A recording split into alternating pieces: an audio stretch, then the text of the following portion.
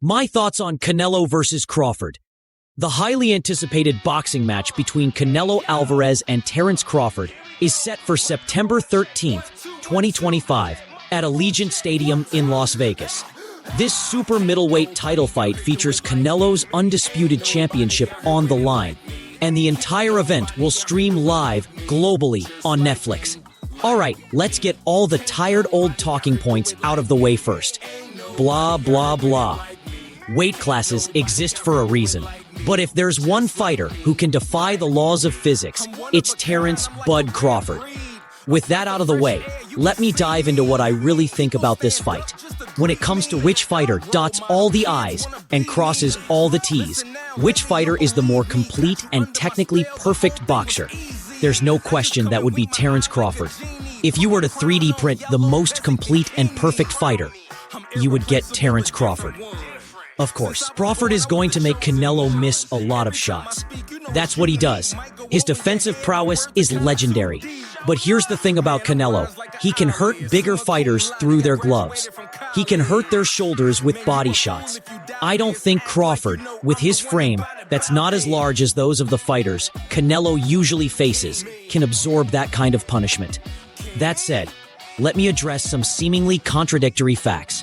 Many people say that Canelo is the bigger man, but when you see them up close, they don't seem that different in size.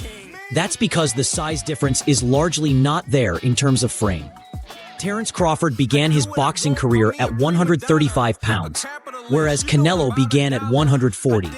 The difference is that Canelo Álvarez quickly moved up and bulked up to try and fill out the weight classes he was moving into, giving himself a better shot at fighting the elite-level fighters he'd be facing. Meanwhile, Terence Crawford stayed smaller to continue making weight at those lower weight classes. So what we see is that their frames remain similar. Canelo is simply bulkier, but he's not really bigger per se. What we see Canelo doing at 168 pounds is simply knocking out fighters who are noticeably bigger than himself. So what we'll see is not so much a fight between a smaller versus bigger man, but two men with similar frames, one who is usually fighting larger men and who has the knockout power to knock those larger men out, and the other man who is more technically sound. Let's recap and compare these two fighters' trajectories. Terence Crawford moved up in a way where he avoided the greats. He waited for legends like Mayweather, Pacquiao, Cotto, and Marley to retire before moving up. And he moved up before fighters like Lomachenko could move up, and before young, hungry fighters like Haney and Teofimo could rise up. Canelo's rise, on the other hand, placed him in direct confrontation with the greats that Crawford avoided. Both of these men are highly self-disciplined. You don't get to these levels without serious self-discipline.